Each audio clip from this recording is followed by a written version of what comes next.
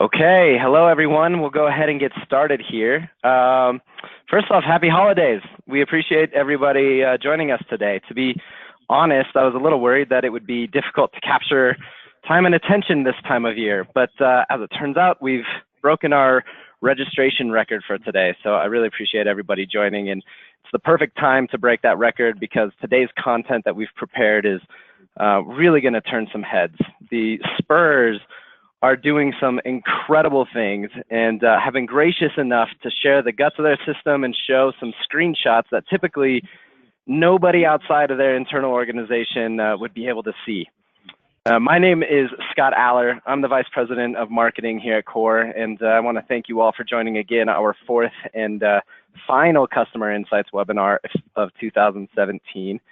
If you haven't joined one of these before, the purpose of these webinars is to bring some of the really unique and effective best practices to the public eye and help elevate the use of business intelligence across the entire sports and entertainment industry. Each quarter, we select one of our customers who we believe are taking the use of their data to the next level and ask them to showcase it and discuss it on an hour-long webinar. Today, we're featuring Jordan Kolosey, Director of Business of Analytics and Insights, and Momin Ghaffar, Manager of Business Analytics at the San Antonio Spurs. They've really impressed us over the last few months as they've been building out their data warehouse. So today, we're going to have them talk through how they've structured their data warehouse in a way that provides more transparency across the organization. Specifically, we're going to dive into the evolution of the Spurs data strategy and also their decision-making process for a warehouse structure. And then we're going to go a little bit deeper and take a look at how real-time efficiency feedback helps them capitalize on new information.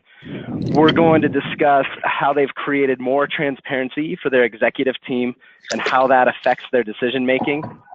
Momin is going to explain his innovative secondary market analysis, and the strategy, and then what he does with that information and how it affects their decision-making all across the org. And then finally, we'll discuss how to get organizational-wide buy-in and discuss what's coming next before we dive into question and answers at the end. As always, you can submit your questions through the presentation or throughout the presentation using GoToWebinar question functionality. And we have a few people standing by to be able to answer those. And if we don't get to them for some reason or another, we can follow up after the webinar. That's it for me. I'd like to pass the microphone on to today's moderator, Core's Vice President of Customer Success and Strategy, Adam Groh. Take it away, Adam. Thanks, Scott. And thanks everyone for joining us. As Scott said, we really have a great presentation for you guys today. It's a really fun one for me personally, as I've worked closely with the Spurs since before actually my time here at Core. It was actually started back when I was at the Utah Jazz.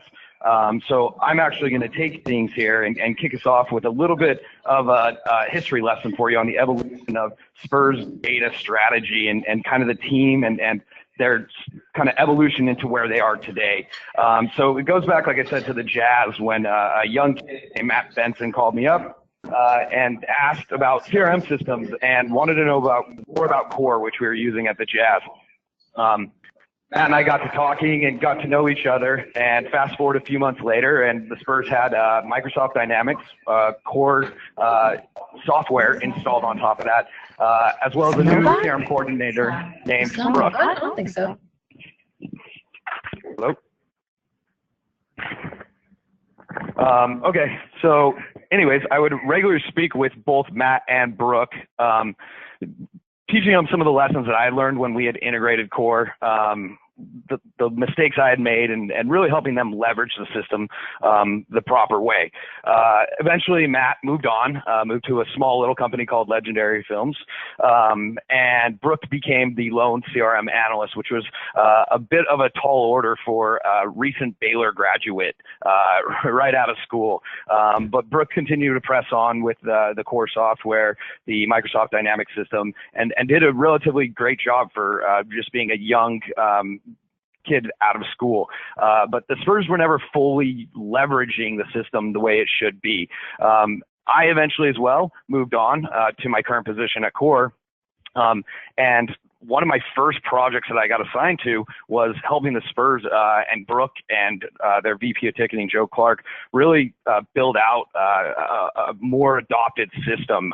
One of the first trips I had to take here at Core was traveling all the way down to San Antonio with our president, Todd, and meet with Joe and Brooke and discuss how we could help them with the system and better adoption and whatnot. Fast forward, the Spurs, after that conversation and more internal conversations, they decided to double down on their data strategy, put a little bit more money behind it, invest in it. Thus, Jordan Kolosey, who I had worked with previously at the Predators while I was at Core, was hired on as their director of business strategy, analytics, and insights. And Jordan's done a great job building up his team here. And what you'll see is a team that's gone from having a system but not fully utilizing it in the way that it can be utilized to be a powerful tool to drive the business. So Jordan's going to join us for this first part of this webinar and really discuss kind of his philosophy around building a BI department and bringing in a data warehouse to collect all these different fragmented silos of information, collect it, analyze it, and make it useful for the organization. So Jordan, I will turn it over to you. Awesome. Thanks, Adam. Appreciate it. I'm told people signed up for this webinar, so if you did, I appreciate it. So basically, what the philosophy that we kind of followed was really trying to take something as abstract and something that means such a different thing to different individuals within the organization, something like analytics. Everyone kind of has a different definition of it, and really boil it down into something simple. So this is a lot of these first slides are actual slides from a presentation that I gave to our executive team, and something that I think they could really get their arms around. And I really believe that was paramount in kind of helping bring the executive staff along for the ride as we're building our department. So really, coming in and being charged with building a data warehouse made this project right out of the gate, made this project pretty important to, I think, the early success of department and kind of me joining a new organization. So it's really important to move quickly. It was really important to stay in budget. And with that in mind, I kind of just got to work, and this was actually something that was presented to the executive staff in the first week. So the philosophy revolves around kind of a three-step, very simple kind of process towards analytics. So you have the collection process, which is, very time consuming, not very much fun, but it's important to getting the end result. So then you get to analyze the information. That's the fun part, really kind of scare out what the insights are. What is it telling you? And then you actually have to implement whatever it is you learned. So it's, why are you doing this in the first place? So I think just spelling out this three-step process really helped, I think, demystify what analytics is, and kind of show that it's a science and not really a magic trick. It's a process that, if you kind of, to steal a term from our basketball operations team, pound the rock, and you keep working at it, eventually those insights will come out. So on to the next. Oh, sorry. And Jordan, just real quick on that. I mean, as you're presenting this to the executive leadership team at the Spurs, who they had kind of gone a little bit down this road already, right, with getting a dedicated CRM manager or coordinator. They bought a CRM system. They bought a software application to kind of help use that system. What was kind of their feedback or hesitations or anything when you kind of present this to them after having already kind of dabbled in that already? Right. I think a lot of it was this was more teeing up the broader plan of the staffing requests that were going to be made, and the positions that needed to be filled, and the skill sets that were going to fill them. So standalone, I think it's good's the enemy of great kind of a situation, where it's probably pretty easy to say, we checked that box, but really knocking it out of the park and being very purposeful. I think in some of these areas, they were actually they were very receptive, and to their credit, I think there had been some internal recognition, and thus the creation of my position and the resources that you kind of laid out in your recap of the history of Spurs and analytics.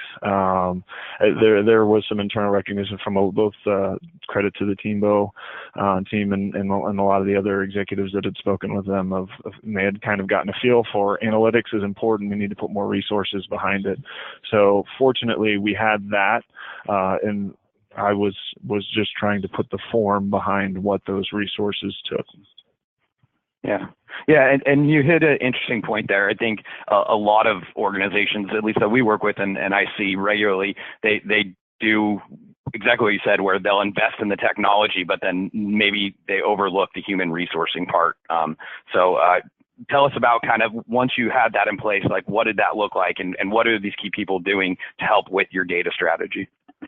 Absolutely. So, the colors on this slide for each of the roles kind of correspond with the steps in the process kind of outlined in the previous slide. There you go.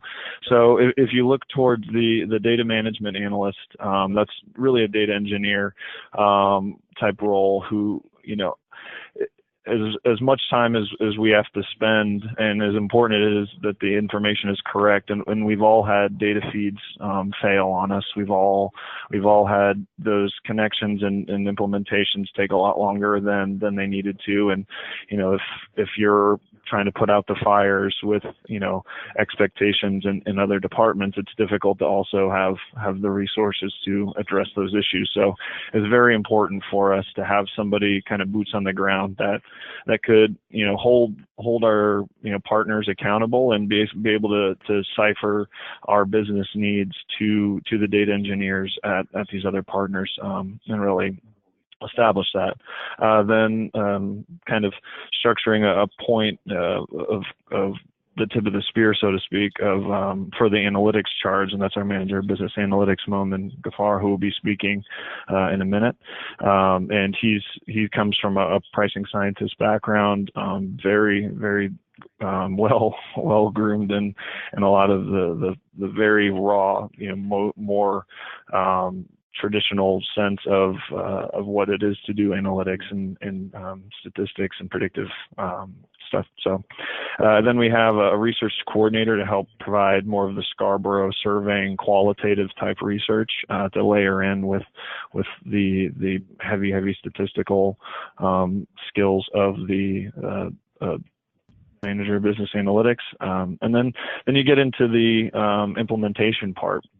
And a lot of these are data generators as well, and so this is where the circle gets closed again. So you have your manager of business analytics, and we also have our marketing automation team, who actually, after we've gained the insights and we've seen some different avenues that we could take strategically to improve our business, they actually can help that take form, create the A/B testing, shift leads around to the appropriate reps, and so on and so forth. And then once we get the results back of those campaigns, we make sure that there's a lot of interaction between that team and our data management analyst, who's able to help us ingest that information. Got it. So now you have buy-in from senior leadership. They're ready to double down on data and data strategy driving the business. You've gone ahead and you've built out this team to implement and to collect and to analyze and go through the whole process again. Really, it was time to get down to work. And if we look at your data infrastructure prior to kind of building out your team, and really what this whole presentation about is bringing in a data warehouse into the ecosystem. Can you talk about the pain points and everything that the organization struggled with in this current model that we're looking at here? Yeah, and I think, kind of going back to your point of the infrastructure that was in place and the investments that had already been made, I think early on in the evolution of data infrastructures within professional sports, a lot of times CRM systems were seen as a de facto warehouse, and you saw a lot of data being poured into those systems, and they would get very heavy and bogged down very quickly. So I think breaking that mindset of the CRM system needs to be kind of a spoke on the wheel, so to speak. It needs to be both an activation point and a center of data generation, but not necessarily where that information is being housed, because you don't necessarily need all that information all the time, and it really does affect performance over the long term. So kind of what you're seeing is kind of the data flow, and kind of putting flow in quotation marks and using it in the loosest terms possible. We had live analytics through a lasso poll, working with Arctic, so that's about a weekly refresh from live analytics, data, pens, and scoring, and then that would then be pushed actually more into the PSS, and then visualized inside the CRM system from a ticketing standpoint, and we had a separate sponsorship CRM system, so we had essentially gone to the store and bought two different CRMs and then stood them up completely independent of each other, unfortunately. So there was some reconciliation needed there, and then that was then pushing into our email marketing platform, and there was a lot of new contacts and duplicates involved there, so there was some data hygiene things that we needed. So kind of looking at this, again, we needed to scale quickly, we needed to stay in budget, and I really wanted to focus on getting the right people based on what we wanted to build. So scaling quickly, basically putting several vendors next to each other, we were able to see that, Core and their software as a service model for data warehouse, we were able to essentially ride the coattails of, people like Carlos at OKC and Jeremy Short and Kroenke, and all the knocks they had been taken, and to build out help build out a really great system. And basically they gave us a solid foundation and we had a strong level of confidence in the integrations that Core had built out with them. And so day one, we were able to, more or less just go live, both, and we'll go into some of what that structure looks like next. So that was an obvious win for us. So going to number two, staying in budget, we were able to share the cost burden with those other teams, and so it was much more cost effective for us to get, so not only were we getting started faster with actionable data that we could actually utilize, we were able to do it for a lower cost. And so there's the sharing of the cost burden with other teams, but there's also the cost bundling with going with one vendor. So obviously your information tends to play nicer when it's one vendor helping provide your data infrastructure. And then that allowed us to then, when we needed to make those budget asks in certain areas, it was in an effort to get the right people into the right places. So if we needed to push beyond a little bit what had been budgeted to get the right people on board, we were able to fight that, pull that card, fighting that battle. So it was, a real credit to the organization for making the resources available to fulfill that vision. But that's kind of how the approach and the decision-making process based on where we were at when this was our data infrastructure. Got it. So essentially, you realize that this model that we're looking at here was a broken model, and I see this quite a bit with teams, where teams are just trying to stuff their CRM with as much data in, and really CRMs weren't built for that. Like, one, yes, it does slow down performance, but just the infrastructure of a CRM is not great for that either. So it really limits what you can do when it comes to reporting and analytics and insights. So you guys have said, okay, this is not the right model. We need to move to a warehouse model. So let's talk about what that looks like for the San Antonio Spurs and Spurs Sports and Entertainment, I should say. Let's talk about what you guys have put in there and how it's all working together now. Yeah. So to your point, this is a snapshot of kind of the current data feeds we have active within our system. Again, a number of these just were native day one whenever we launched, and you can't take for granted having a reliable ticketing feed and having a reliable feed from your CRM, both from ticketing and I guess premium should be in there now too as well. It just makes all the difference, because then as Bypass, who was able to be provided by Core, that and the live analytics as well, we've been able to move to an on-demand scenario with them. We were able to focus on, our data engineer Farzad, who's an absolute rock star, has basically created a checklist of different feeds we want to get into the warehouse, and he's just been ticking them off one at a time between Nielsen data, Google Analytics, proprietary news scraper he's built out. So huge credit to him. Right now we feel comfortable, 15 months into this kind of experiment we're going on, that we're really in the swing of the real fun part, where we're meeting with all the executives and being able to show them all the dashboards we're building out. We're beginning to need to prioritize which dashboards and which kind of new looks and new data sources we want to light up, and in what context.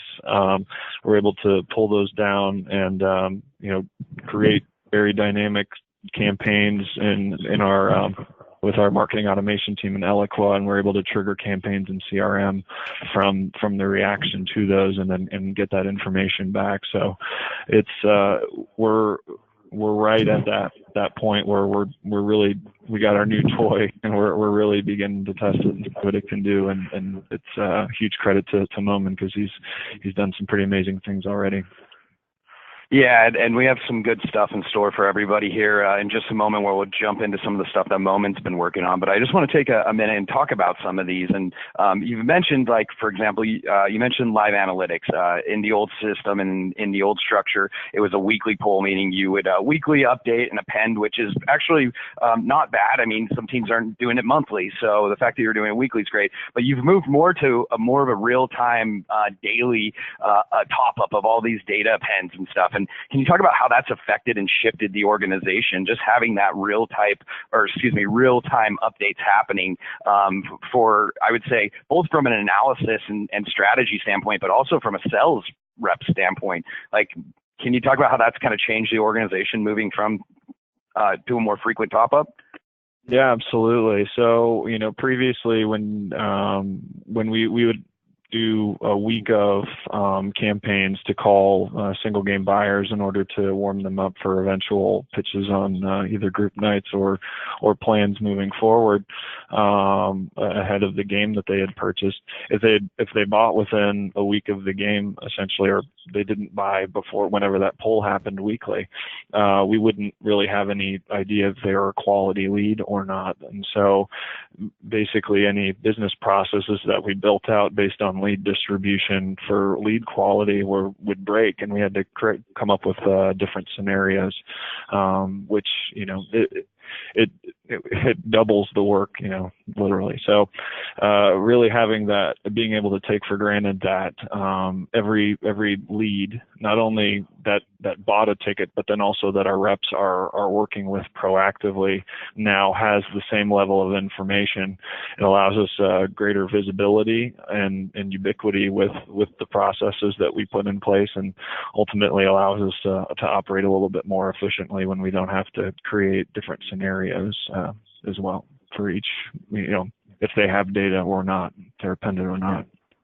Yeah, and I think it's important, like, as a warehouse, shouldn't just be something that executive management can get, their executive summary off of. I think a truly effective warehouse in an organization is actually going to touch all levels of the organization. So you can get buy-in from everybody, from the owner and president all the way down to the reps. It should be something that really drives an organization at all levels, and I think that's a really great example of it. And then you're putting in some other sources. So, the core DWA product, the core warehouse, we have about 60 integrations that we do, but not all of these listed here are our standard integrations. So for example, you're doing really cool things with Google Analytics and Newscraper, certainly things that we should look at standardizing and putting into the warehouse. But talk about like how you guys came up with the concepts around pushing these in as data sources, why you did it and how you did it, and why it's affecting the organization and important. Google Analytics was a huge partnership, and again, far as I've put the point on that from our team's standpoint, but with our digital marketing team, who was coming from outside the sports industry, not really dealing with the Ticketmaster or ticketing vendor. So they had kind of gotten used to a very clean sales source tracking when all sales were being pushed through a single kind of platform in their previous life. So essentially what they did is they worked to build out a very robust groups of pixels that at least got us part of the way towards that digital purchase tracking, and through using Google Analytics. And that was really the genesis of that, was getting that information and being able to visualize it up against all of our other daily sales information of exactly where the sales that were coming through on the Ticketmaster host, where were they coming from, where were they generating, and what were the sources, and really trying to understand and react, and eventually get to the point of being prescriptive of where we need to be putting our money from a digital standpoint, operating more efficiently there. Cool. Yeah. All right. Well, so we've kind of now gone through the evolution of the Spurs and data strategy, and starting with the CRM and that ticketing module, moving to a warehouse and integrating all these different data sources. The fun part, as you mentioned, you guys are really just getting into now, is now that all these are integrated and all these systems are working together, the fun part is the outputs that can come out of this. So, we can now start answering questions such as, what reports do you share with your executives here? How do they access them in real-time reports, and how do they affect their decision making? What and how are you measuring? What do you do with that information? And things like, what are you tracking and how do you leverage that new information? So Jordan and now Momin's going to join us as well to talk about some of this data that's now coming out of the system now that it's all integrated and working together. All right. Yeah, let's definitely start talking about the fun stuff, right? Exactly. Corny joking aside, I want to preface everything by saying, really, I think there are three types of reporting that you can really accomplish with Tableau. You've got, your standard bread and butter reporting for executives, the highest of levels reporting, and that's kind of what's displayed right here. And just in walking through this, this is how we look at the business. An exec will log in, in their Tableau server user, and see front and center here this 2017-18 revenue and budget dashboard. And how they look at the business comes into focus very clearly here. You've got three major revenue buckets, right? You've got tickets, suites, and sponsorships. And now this is not very earth-shattering or anything like that. A lot of teams will look at tickets and their subtypes, those plans, group, and gate sales as well. But what becomes pretty informative at first blush, and something that the end user can really pick up on, is what proportion of the overall budget is comprised by plan, group, and gate sales, and specifically, how do we perform as an organization by those plan, group, and gate subtypes. And so really what they're also able to see is a dynamic tooltip that will come up and provide the granularity and nuance if they want to get into the proverbial weeds.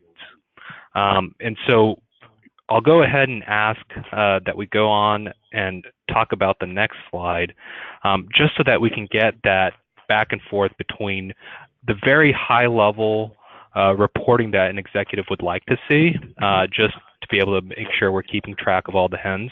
But here also something that gets a bit more fun and exciting, right? Here we can break out specifically on a game-by-game basis what scans we saw for a particular game, what the Nielsen rating was, and how these trend over the entirety of a season. And changing gears a little bit, also from a food and beverage perspective, on a game-by-game basis, who are the marquee opponents or the non-marquee opponents where we reach our budget goals and miss budget goals? And specifically, what tends to be the huge revenue gainers from an F&B perspective? Is it the alcoholic beverages, as is indicated here, or is it something like food? And what component of or what seasonality component figures into the equation here? And so there's a complementary slide coming up. Perfect. And this is where I think that data nexus becomes even more accessible. And so whereas the onus had maybe been on our executives to look at things from a very bird's eye view at a very high level, here we're able to engage more and more folks. We're able to measure very specifically on a game-by-game basis things like Nielsen ratings, things like scans. And we're also able to see things like the heterogeneity of ticket types in the Arena Bowl. How does this mix look from game to game? Is it something that's influenced by strategy, where you may want to be selling a certain type of ticket for a higher yield for certain opponents? Moreover, I think this also starts to engage folks that may be on your service and retention team, where our season ticket members, our plan holders, are not scanning into games. That should raise an alarm. What exactly may be driving that apathy? Or how do we maybe try to deliver even more value so that they're showing up to games and scanning in? And so what I really like to look at here is that sort of tandem effect that this type of visualization illustrates, breaking it out by plan, group, and gate ticket types, and seeing what types of or how many folks scan into those types of games. And then where I think it gets really fun to look at this is maybe comparing certain marquee opponents versus certain non-marquee opponents. So, Momin, can I stop you for a minute? Just some interesting things as we go through this. I mean, these reports are really great, and I've clicked through them with you in real time, and they're much more fun to click through in real time. As you mentioned, I could click over and I could just click on groups, and it will basically change all this data to focus on that group segment or the partial plan segment. But what is interesting about the last three reports we've really looked at, and what I love about it is how you're going from a high level bird's eye view. If you think back to that first slide, it's budgets across franchises and really the different revenue channels of franchises, right? The three primary: ticketing, suites, premium. And as you boil it down, you can get into more and more detail. So, for example, the last one is we can see an event-by-event analysis and comparison to this one, where it's just one event and looking at so many different things. The funny thing is well, not really the funny thing, but the great thing about this, and I think this is really validates why, moving to these more robust data warehouse systems and out of, pushing everything into your CRM and using BI tools and not CRM dashboards, is you can start pulling in all these different data sources, right? So if we're looking at this one here, and I'm looking at, for the example, your game score, the Nielsen rating, your ticket scans, food and beverage, units sold, revenue budget, plus or minus on budget, your ticket types, food and beverage breakdown. How many data sources are actually powering this dashboard? It's pretty powerful, right? I would assume there's probably 7 or 8 or 9 different data sources coming in to give you this analysis. Definitely. And I think it's also one of those things where, this is what we've been able to accomplish. And I know we'll get to this later on in the conversation here, but where might we go forward? And, I know that multiple teams have post-event surveys. And, I think the next generation of sentiment scoring that teams will try to really harness and try to weave into their proprietary analytics will come into focus, because I think there's another story that could be told in being able to look at something like that on a game-by-game basis. Perhaps, a cold hot dog led to some sort of engagement attrition in subsequent games, or perhaps a parking concern was raised, and those are the types of sentiments that we would hope to be able to capture in this type of dashboard, and it's something that we have an eye for, or something that we would like to build towards, and something that we've put on our data roadmap. Right, and I guess that's why more and more teams are trying to clamor for those engagement apps, like people are going with Venue Next and different vendors like that, where they're hoping they can catch that customer in every touch point along the way, and not just they scanned into the building, but hey, they bought a hot dog and they bought a merch item and they bought parking, and being able to pull that full picture together. I'm going to switch gears on you real quick while we're still on kind of these higher level dashboards. All of us on the call know, for example, reporting with executives is really important, but sometimes it's really hard to deliver. They want all sorts of reports, but then do they look at them? Do they open them up? We don't know. What's the engagement level been like from the executive team at the Spurs as you guys have started lighting these up? And Jordan, I know you've talked about this a little bit too, but how do you get people to buy into these reports as you start building them and getting them adopted so that they feel like they're part of the process? Yeah, and that's a really great question. And I think, what we've been able to sort of discover is that the personalities and the things that really stand out to to one exec may not stand out necessarily to all of them, but there's also a way to make something universally palatable, right? And so from a sales perspective, something like this visual, front and center right now, speaks to so much about revenue generating opportunities, service and retention. And then you've got, things that can get very into the weeds very quickly if you want them to. Pulling things back a little bit, we've also got, the highest of levels types of reporting, so that someone maybe like your president or, your SVP of corporate strategy may want to just have a pulse on what exactly the business operations are doing. And so I think the way we've been able to engage them is also by leveraging that Tableau server. We've been able to come up with specific user privileges so that they get different types of reporting. Obviously, what we're showing here is not an exhaustive list of all the types of reporting that we have out there, but definitely being able to get into the granular aspects of our business operations is something that has been asked for, and something that we try to deliver immediately. And so I think the question is one where the answer is it depends, but it also is something where we're able to, and this is through the partnership with Core and in being able to fully maximize the true capabilities of a Tableau server, where we're able to deliver on, hey, Momin, Jordan, can you guys give me a view that looks like, and such. Cool.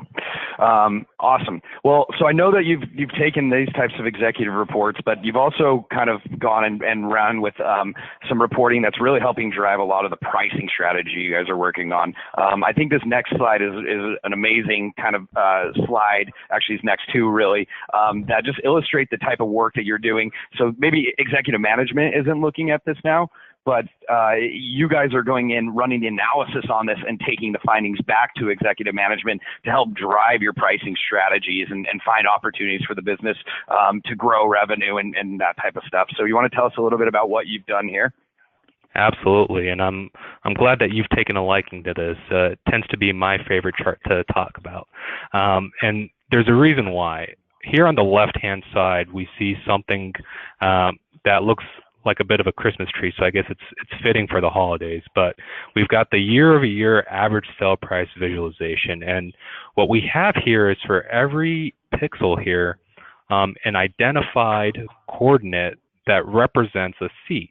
And so what we're able to see is the entire revenue that was generated on a seat-by-seat basis contrasted between two seasons. And so where the greens are pretty abundant, we see those as successful pricing initiatives, right? We've been able to raise the price and sell for a higher average sell price. And where, those pockets of grapefruit pink or ruby red emerge, those are things that we might want to look at on further review, right? Something that we may try to tweak ever so slightly so that we're able to eventually shift it to the green. And so this type of visual, when it's juxtaposed with the secondary sales visualization, really sheds light on where we may even be underpriced.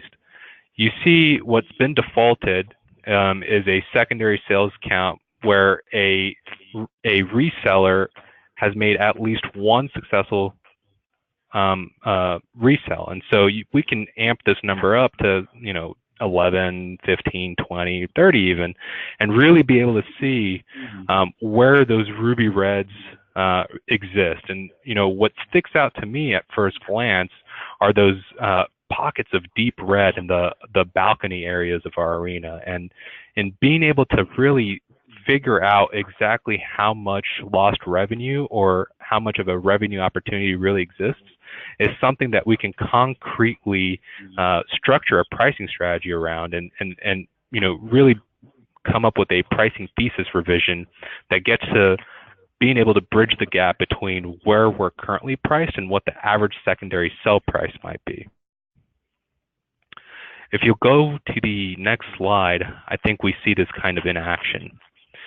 And so what I had alluded to was a particular region of the arena that caught our attention, right? The ruby reds. And so through the Tableau actions and one little parameter here, we're able to lasso an entire region of the arena and say, and be able to speak to specifically how much revenue we generated, what the average sell price was, how many times those seats were sold on the secondary market, what the secondary sales amounted to, what the average secondary sell price was, and how much of a face value realization the resellers saw. And so, something like this not only tells us where our resellers are realizing higher margins, but it also indicates to us in spades, quite honestly, where there are opportunities for pricing thesis revisions. And so it's the end of the year. A lot of teams are kicking off their season ticket member renewal campaigns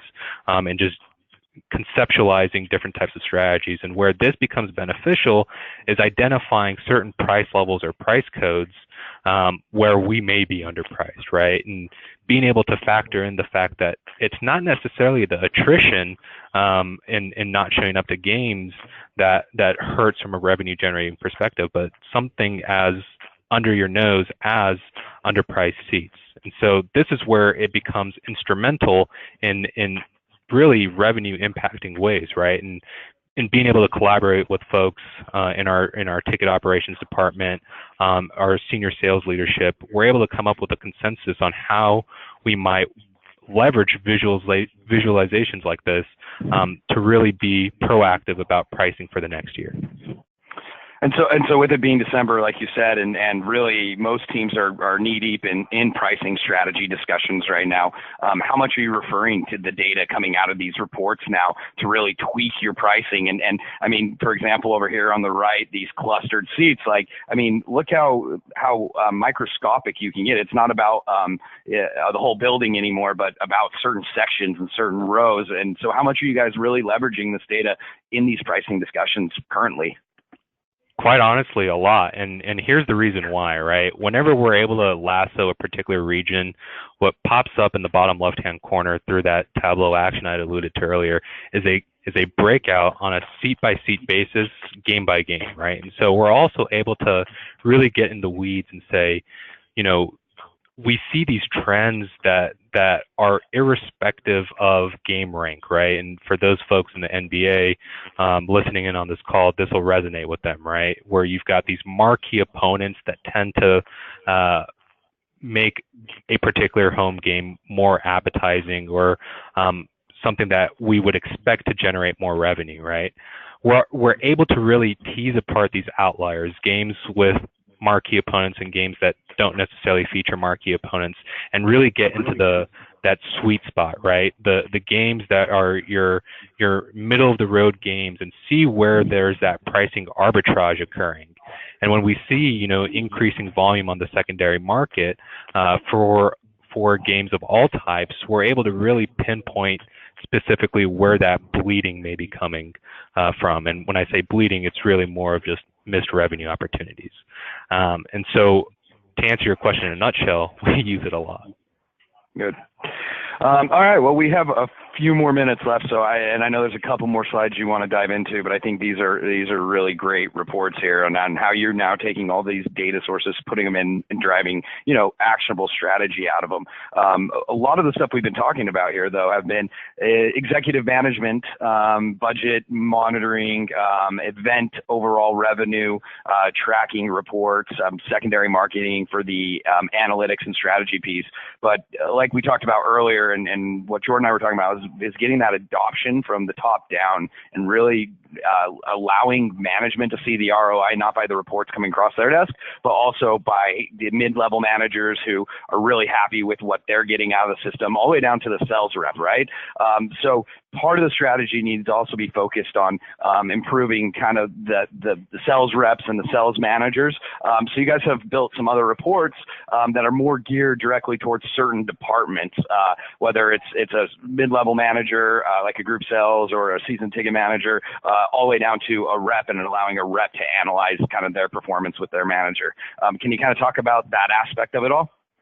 Yeah, absolutely. And I think, you know, the rationale behind some of these visualizations were to be able to equip certain leadership and certain business units with views that make sense, right? For something like a daily sales report, we're able to see day over day changes, and really be able to isolate where, you know, the organization has seen wins, and where, you know, we're tracking against our year budget, and where we're tracking year to date, as well as month to date, and really being able to pinpoint the revenue sources.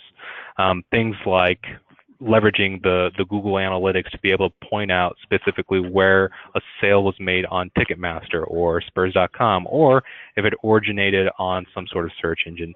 These are the things that kind of also involve different departments beyond just sales, right? It helps put into context the efforts of our digital and marketing team, and really bring into focus all of these different arms of the organization coming into one unit.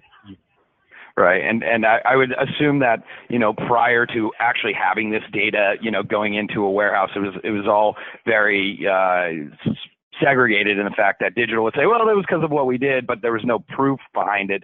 And now that you have this all funneling in, it's more of a matter of fact, right? So now the organization, instead of kind of having the silos, people can actually work together and agree upon things quicker and make those adjustments in real time. Absolutely, 100%. So this last slide here, before we kind of talk about what's next for Spurs Sports and Entertainment, and really, I think, data strategy and data warehousing as a whole, is new sales by rep pipeline. And again, talking about going from your president and your CEO all the way down to now we're actually giving the reps something to use. I think this is a new report that you guys are just barely rolling out to the sales team, correct? Correct. And, you know, it's exactly what you said. Under the guise of pipeline management, our team here has been able to really create something that kind of looks like a report card, if we're being honest, right? We're able to specifically point out different products that reps are selling and where they're tracking against their goals. And, you know, something like this really elucidates what exactly it is that we're doing from a Salesforce effectiveness standpoint. And really, I think where this becomes incredibly powerful is by, you know, being able to slice and dice different rep names and really come up with some sort of general conclusion about the effectiveness of the Salesforce and how they may be achieving Salesforce excellence, right? How they may be really leveraging their different skill sets to be able to sell different types of products and do it in a relatively effective manner.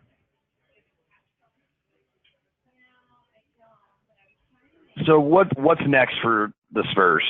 You guys have finally moved from a kind of fragmented data approach to a silo or a data warehouse pushing everything into one place. The data is working together. You guys are producing really great reporting, really great insights out of the reporting, going back to Jordan's slide of implementing and then collecting and analyzing and going back through. You finally have that system in place. What's next for you guys?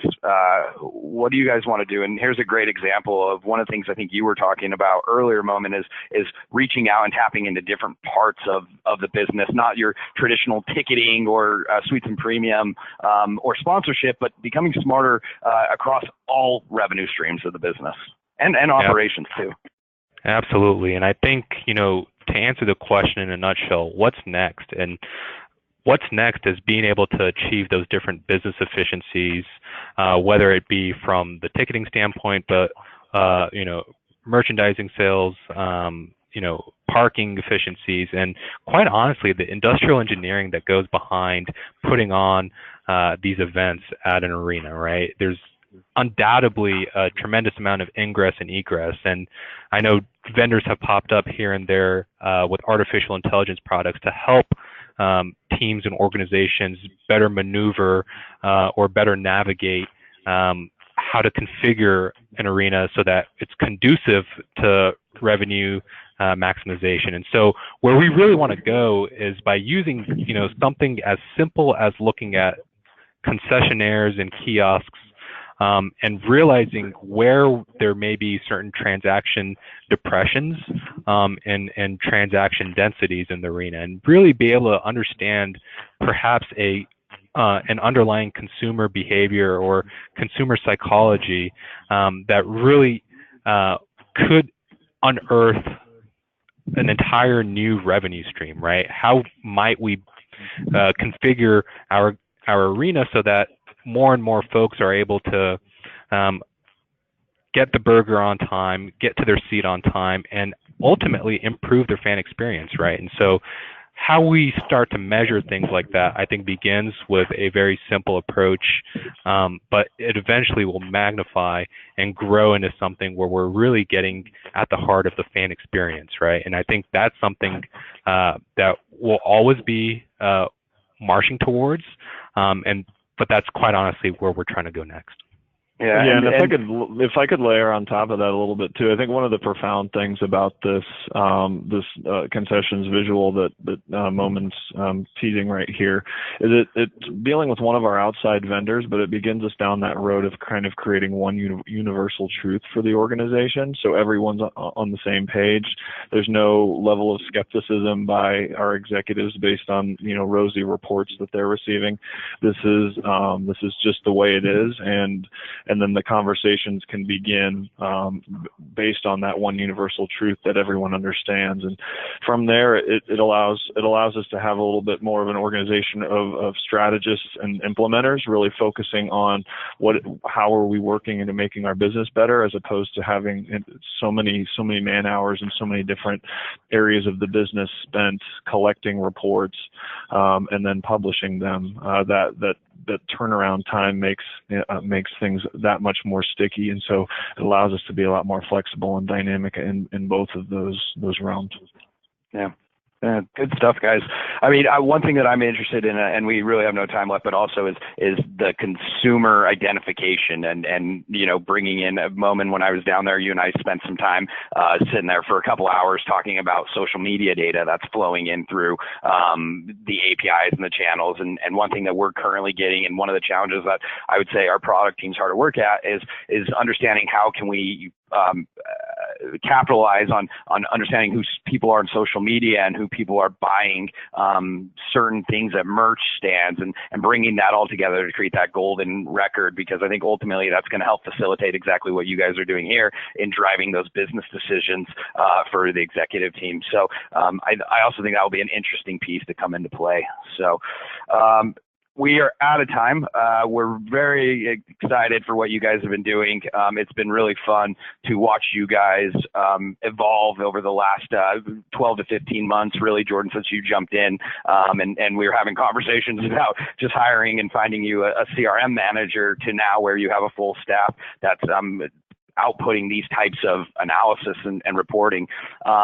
So I'm going to go ahead and open it up for questions for the next 5 minutes, and then we'll do a quick wrap up. Russell, do we have any questions? Yes, we do. Hopefully everyone can hear me all right. But first one, and I think this is an important one, simple. How much time did it take to set up the data warehouse? Jordan, maybe, or Momin, from either one of you can jump in on that. Talk about the timelines. I mean, I think it's an ongoing project, right? It's never really complete. I think from the time it took us to put pen to paper, so to speak, and sign the agreement with Core. I mean, there was ticketing data in a month, I believe, and then from there it was just a matter of I was used to accessing it through an ODBC connection into an Excel spreadsheet, and so now just getting familiar with kind of how the tables were set up and labels and so on and so forth. So then it was learning how the tool worked, and from there, you know, there was some additional learning curves with Momin coming from outside of the industry, so on and so forth. But you know, I think all in, you know, I think we had our first visualizations up and running, you know, pretty shortly thereafter, probably I'd say 2 to 3 months after signing. So pretty quick turnaround. Excellent. Thank you, Jordan. Another question that came in: how did you prioritize the various data sources in the roadmap? Both based on demand, and basically we went and we shopped the vision that we had for the department, and in order to get A, quick wins, and then B, find our external evangelists in other departments. That definitely weighed in a little bit more, the departments that seemed much more engaged and forthcoming with needs that they had and kind of got the process. We were able to kind of spin up quick wins for those individuals, to, you know, whether it's supplement work that they were manually doing, that we could point to clear victories toward the executive staff.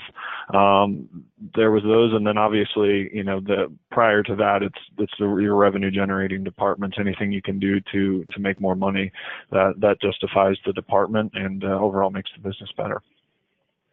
Excellent. I've got one more, and this one is specifically for Momin.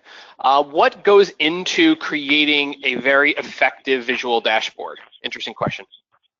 Ooh, and that's a really good question. I think there are different schools of thought, and really, you know, it's easy to cop out and say, well, whatever's punchiest, right? But I think what you want to do is be able to explain the data that you have in the most common sense manner possible. And, you know, it's one of those things where if you're able to walk away from the screen and really look at it from, I guess, a high level, are you able to really, I guess, predict what you're about to see? And then when you're actually at your screen, does the configuration of all these visuals tell a story? And ultimately, what you're doing whenever you create any sort of visualization is try to create a story, but also provide an opportunity for follow-up questions to emerge, right? You want to be able to really spark someone's creative side and being able to, as they're looking at your visual. And I think that's kind of my answer on how do you come up with the most effective visuals.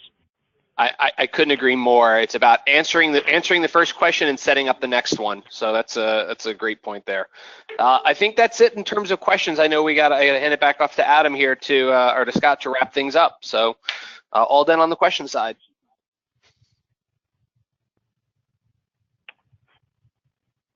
Scott? Okay, I'll wrap up for Scott here. So just a couple last notes.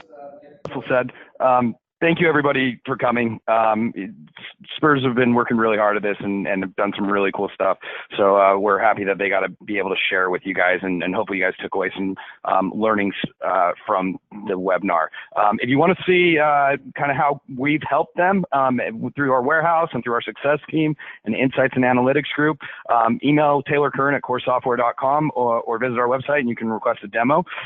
For core customers, we have our customer satisfaction survey going on right now. Your success manager should have reached out to you about it. This is a very, very important survey that we started doing 6 months ago, and we're going to continue to do it every 6 months. It really helps us drive the business, make changes where we feel are necessary based on your guys' feedback.